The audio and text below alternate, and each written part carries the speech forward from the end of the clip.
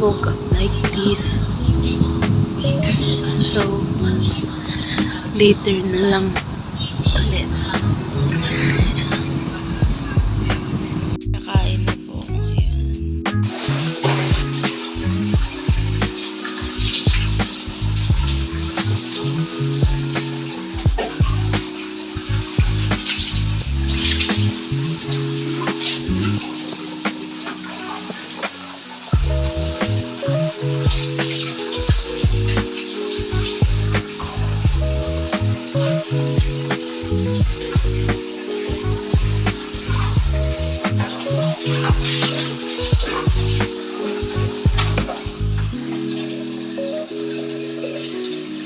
Guys, katatapos ko lang naligo and andito ako ngayon sa kwarto ko kung saan maglilinis tayo.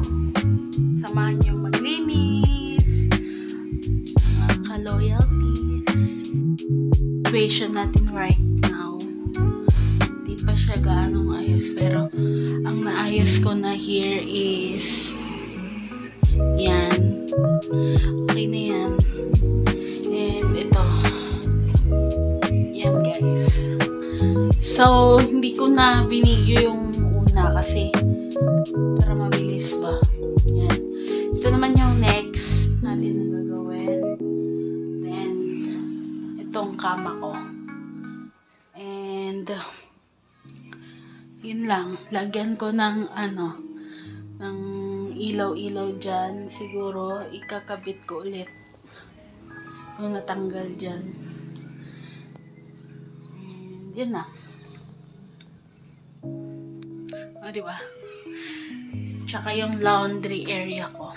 Ayan. Ayusin ko siguro. So, yan muna guys. Peace out. Ayan guys. So, dito sa part na to, okay na. And ito na lang guys, kama ko talaga yung problema. So,